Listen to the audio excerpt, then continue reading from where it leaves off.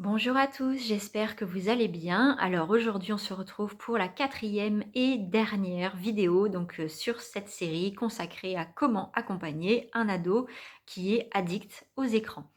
Alors là, au fil des jours, on a vu plusieurs choses. On a vu donc votre vécu inconfortable, vos émotions inconfortables face à cet ado addict aux écrans, la mécanique relationnelle que vous mettez en place à partir de là et comment déjà vous pouvez commencer à vous récupérer en relation avec votre ado, donc pour repartir sur des bases saines. Ça, c'était donc les 3 jours précédents.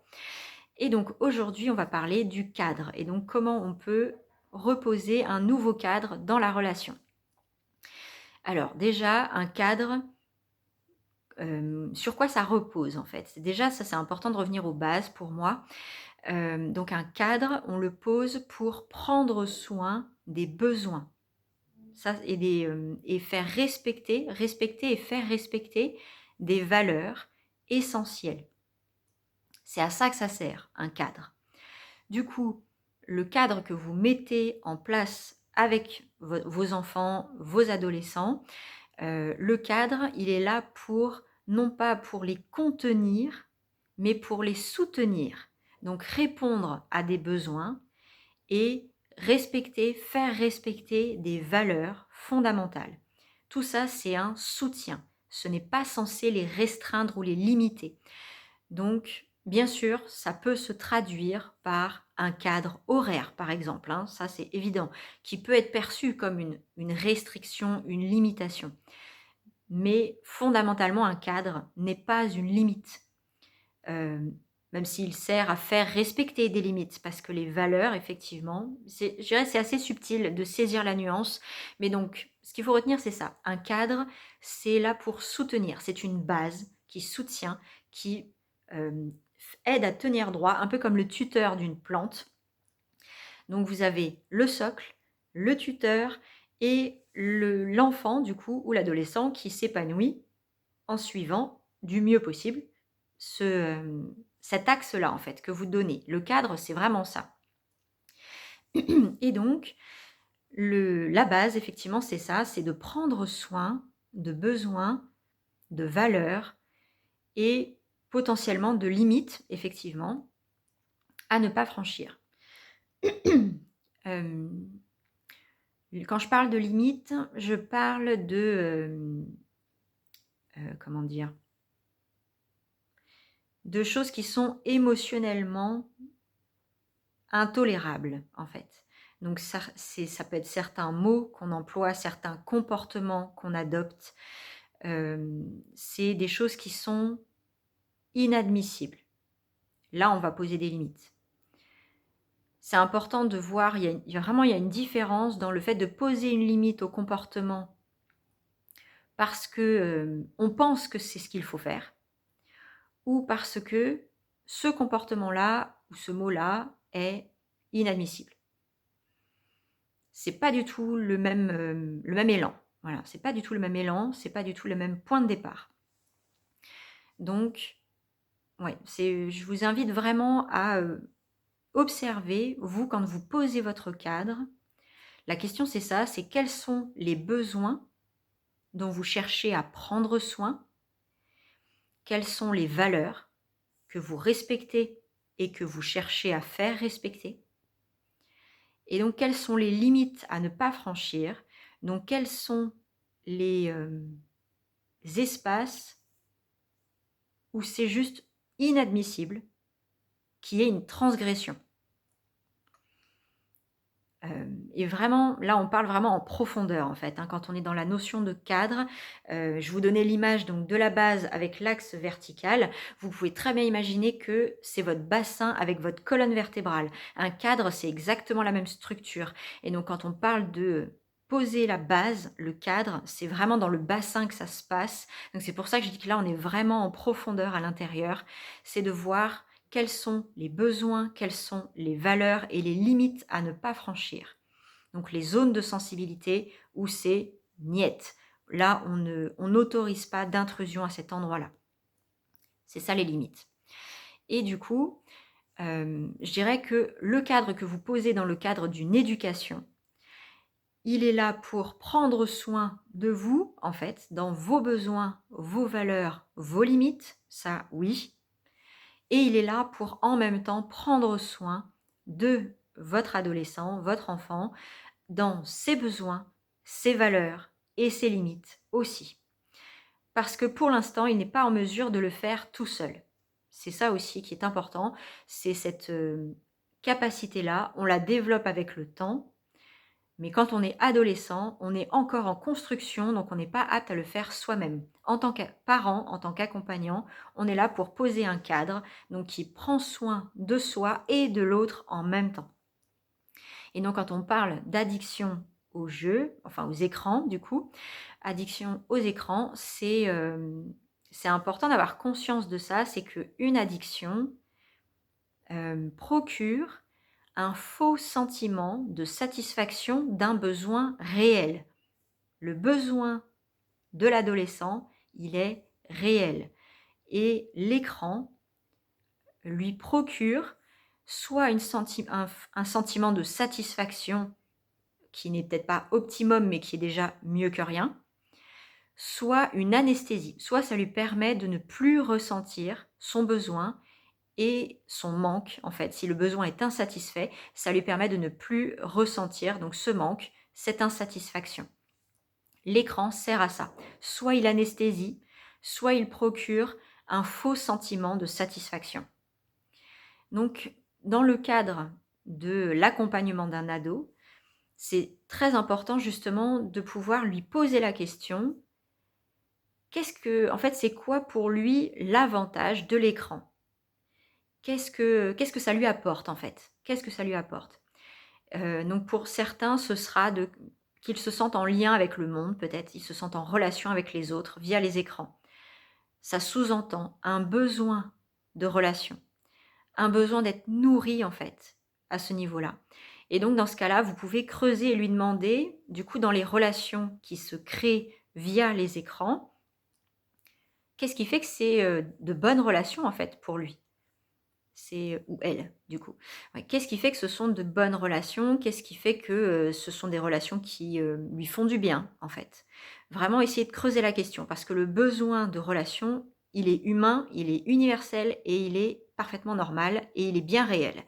Donc prenez le temps de creuser la question, d'y revenir à plusieurs fois s'il ne sait pas trop comment vous répondre. Vous pouvez très bien lui dire: «Bon, bah, c'est pas grave, tu peux prendre le temps d'y penser, puis tu me diras plus tard», parce que vraiment ça m'intéresse, en fait. C'est important aussi de valoriser ça, que les réponses que votre ado vous donne sont importantes pour vous et de lui dire donc ça m'intéresse effectivement de savoir, de mieux comprendre, en fait, ce que tu vis avec les écrans.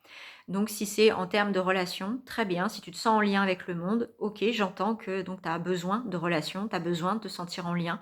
Je comprends parfaitement parce que c'est légitime, tout le monde a besoin de liens. Besoin de se sentir nourri, donc voir qu'est-ce qui fait qu'on se sent nourri en relation avec les autres.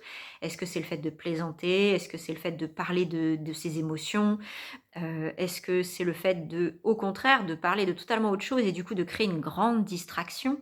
Ça aussi, est-ce que le fait d'être sur les écrans, ça permet à votre ado de ne plus penser, de ne plus réfléchir, de ne plus se prendre la tête, de se détendre? Là, il exprime un besoin de trouver de la paix par rapport à quelque chose qui est inconfortable. Du coup, dans ce cas-là, c'est de pouvoir, peut-être lui amener juste l'idée que, OK, donc j'entends que tu as besoin de faire de la place, tu as besoin de trouver un espace plus calme, tu as peut-être du coup des choses qui te dérangent en fait au quotidien et du coup devant les écrans, ça te fait du bien.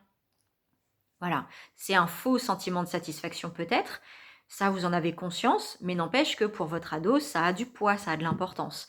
Donc c'est important de le reconnaître et vraiment de verbaliser, prendre le temps de verbaliser avec lui c'est quoi ses besoins qui sont plus ou moins satisfaits avec les écrans. Parce que ça va vous donner des bases justement pour poser un nouveau cadre en relation avec votre enfant.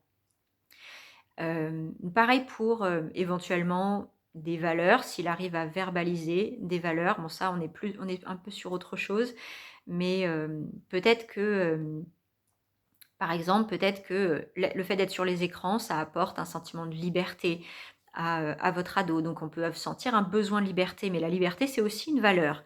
Donc vous pouvez parfois retraduire certains besoins en termes de valeur.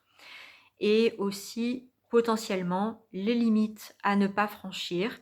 Donc ça, c'est peut-être plus délicat à aborder parce que comme je disais, les limites s'appuient vraiment sur quelles sont les zones hypersensibles en soi où on ne tolère pas de visite, on va dire ça comme ça, on ne tolère pas de transgression de limites, justement. Là, c'est un espace qui est plus compliqué. Vous, peut-être, en tant que parent, si vous connaissez, donc forcément, vous connaissez l'histoire de votre ado, peut-être que vous avez une idée de certaines limites à ne pas franchir pour lui ou elle. Mais après, c'est pareil, potentiellement, ce sont des projections. Donc, ce sera important, éventuellement, de les vérifier avec votre ado à un autre moment, à un moment propice où la relation, elle est ouverte. Mais déjà, les besoins, en fait. Déjà, appuyez-vous sur la notion de besoin pour reposer votre cadre, pour vraiment être clair sur ce dont votre adolescent a besoin pour de vrai. Et du coup, à partir de là, voir qu'est-ce que vous pouvez lui proposer en termes de cadre, donc en termes d'accompagnement, en termes de soutien, de base. Qu'est-ce que vous pouvez lui proposer pour prendre soin de ses besoins?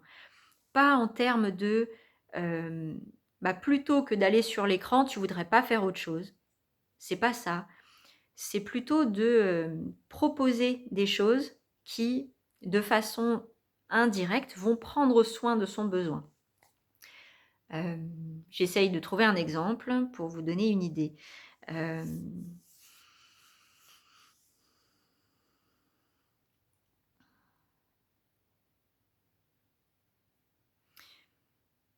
Alors ça, peut-être, ça dépend de l'âge de votre ado, mais là, l'exemple qui me vient, c'est ça par rapport aux besoins que j'ai donné comme exemple. C'était donc le besoin de se sentir en lien avec les autres, le besoin de relationner, peut-être de s'amuser, le besoin de créer du lien avec le monde, avec les autres. Du coup, en fait, c'est de lui proposer une expérience, peut-être dans un cadre familial déjà. Créer du lien déjà avec les membres de sa famille, ça peut être hyper délicat pour certaines personnes. Peut-être d'ailleurs que votre adolescent n'a pas envie de créer du lien avec en tout cas pas d'approfondir le lien peut-être, ou au contraire, il peut être très en demande, c'est à vous de voir aussi en fonction du tempérament que vous avez en face de vous. Mais du coup, c'est de proposer une expérience, soit dans un cadre familial, soit dans un autre contexte, proposer une expérience qui soit potentiellement enrichissante au niveau relationnel et qui réponde vraiment aux besoins spécifiques de votre ado. Donc, si c'est de pouvoir parler de ses émotions, peut-être avec certaines personnes, pouvoir exprimer sans filtre ses émotions, pourquoi pas lui proposer un groupe justement dédié à ça, parce qu'aujourd'hui, il y en a de plus en plus pour accompagner les ados, et juste de lui proposer l'expérience, de voir, en fait, on fait une expérience, tu testes, si ça t'intéresse, on peut continuer, si ça t'intéresse pas, dans ce cas-là, on essaiera autre chose. Mais c'est juste de pouvoir, pas lui dire directement, arrête les écrans et crée du lien autrement, c'est plutôt de lui proposer. Alors j'entends que, pour toi, donc te sentir en lien avec les autres, c'est important, tu as besoin de te sentir en lien avec le monde, tu as besoin de pouvoir partager ce que tu vis. OK. Est-ce que, alors éventuellement, vous pouvez vous renseigner avant, mais du coup, c'est de voir, donc éventuellement, j'ai découvert qu'il y avait aussi des groupes, en fait, un groupe pour discuter entre ados ou autres, justement pour échanger sur ce qu'on vit. Est-ce que tu aurais envie d'essayer cette façon-là de partager ce que tu vis, du coup, avec des gens qui sont en face de toi?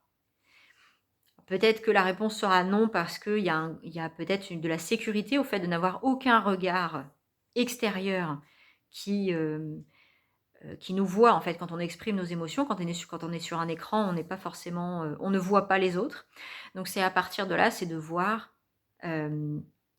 si, OK, il y a un besoin d'anonymat peut-être, besoin d'anonymat pour partager ses émotions. Alors, ouais, dans ce cas-là, c'est pouvoir proposer autre chose. Mais essayer, là j'essaye de le réfléchir en même temps, mais du coup pouvoir vraiment mettre en lumière c'est quoi les besoins de votre ado pour lui proposer des façons de l'accompagner qui prennent soin de ses besoins réels. Peut-être qu'il ne sera pas enchanté au début, ça c'est parfaitement possible, mais en même temps, il y a besoin, il a besoin en fait. Et vous pouvez vraiment le lui dire ça, j'entends que tu as besoin de ça. Et même de lui partager qu'est-ce que ça vous fait de savoir que votre ado peut-être se sent pas du tout en lien avec les autres, avec le monde et qu'il ne trouve du lien qu'à travers les écrans. Peut-être que ça déclenche de la tristesse, peut-être que ça déclenche d'autres choses. Et c'est de voir à partir de là, c'est de pouvoir lui dire, bah, quand tu me dis que tu as ce besoin-là, que je comprends parfaitement, bah, ça me fait de la peine de savoir qu'aujourd'hui tu te sens pas comblé, tu te sens pas en lien. Et si tu veux bien, j'aimerais bah, voir avec toi ce qu'on peut faire pour que tu te sentes encore plus nourri à ce niveau-là. Comment on pourrait prendre soin de ce besoin-là en fait. Et je voudrais pouvoir t'accompagner là-dedans si tu veux bien. C'est de lui proposer. Parce qu'avec un adolescent en particulier, le libre arbitre est super important. Donc n'hésitez pas à proposer. Et donc à partir de là, de voir euh, qu'est-ce que votre ado peut donner comme idée, éventuellement, s'il en a.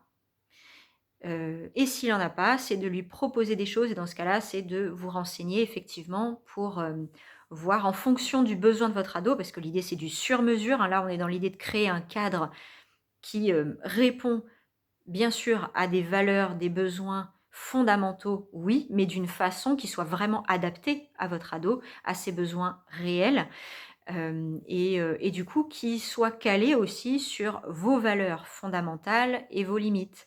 Parce que là aussi, c'est super important de voir, parce que comme je disais, en fait, c'est tout ça, ça entre ensemble. Il faut réussir à imbriquer l'ensemble, vos besoins, vos valeurs, vos limites, avec les besoins, les valeurs, les limites de l'ado que vous avez en face de vous, pour pouvoir l'accompagner au mieux dans sa construction.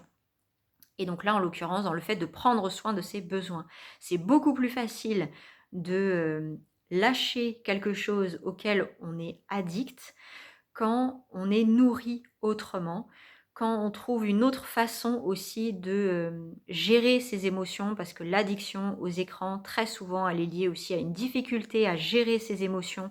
C'est ce qui fait que certains ados recherchent le fait que sur un écran, ils ne pensent plus à rien. Ils pensent plus à rien, c'est le vide, c'est le silence, et c'est ça qu'ils recherchent parce que le reste du temps, ça bout et ils ne savent pas quoi faire de ça. Et du coup, c'est de pouvoir les accompagner au mieux là-dedans aussi.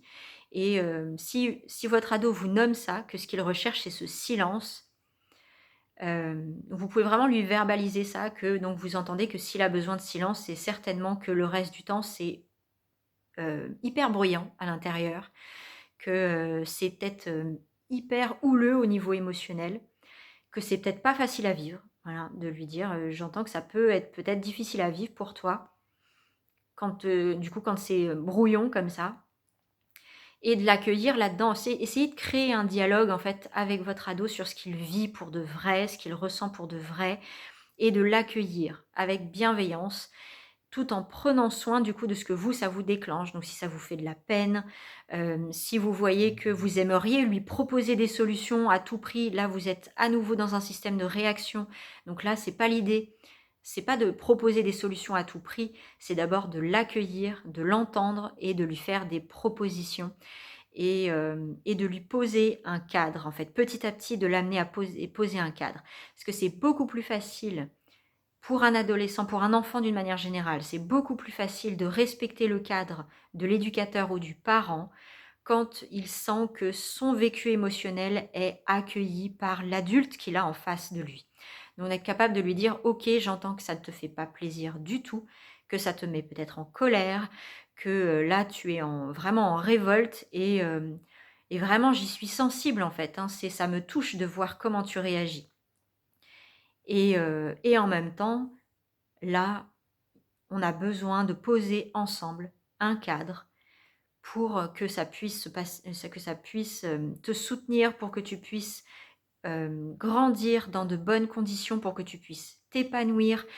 Parce que du coup, en tant que parent, en tant qu'accompagnant, je sais que tu as tel ou tel besoin. Et vraiment, j'ai conscience que c'est fondamental de prendre soin de ces besoins-là et j'ai vraiment envie de t'accompagner là-dedans. Et donc, j'ai envie de le faire avec toi, pas contre toi. Même si c'est pas confortable, j'entends totalement, je bouleverse tes habitudes, c'est pas confortable, j'entends. Et en même temps, on a besoin d'amener du changement ensemble. C'est de pouvoir concilier les deux. Donc, je pose mon cadre. C'est comme ça. C'est comme ça que je vais te soutenir. Parce que c'est là qu'on va vraiment prendre soin de tes besoins. C'est pas confortable. Et vraiment, ça me touche. Je suis désolée que ce soit pas confortable pour toi. Et en même temps, on va avancer ensemble avec tout ça. C'est vraiment tout un cheminement de pouvoir amener ça. C'est pour ça que je vous ai fait tout le truc par étapes. Donc prenez le temps de voir, de vous accompagner en fonction des différents stades là que je vous ai proposés pendant toute la semaine. Parce que c'est tout ça qui va vous donner une base saine pour vous positionner avec votre ado de cette façon-là. Poser un cadre clair qui soit vraiment bien établi, non négociable, mais qui en même temps prend totalement soin de ce que vit votre ado sur le plan émotionnel, de ses besoins fondamentaux, ce qui aidera aussi à mettre en lumière c'est quoi ses valeurs, c'est quoi les piliers justement qu'il est en train de mettre en place pour grandir et être droit et se tenir droit dans sa vie. Tout ça, c'est possible quand on pose ce cadre qui conjugue la fermeté en fait avec une écoute profonde, sincère de ce qui est vécu au niveau émotionnel. Il y a besoin de conjuguer les deux.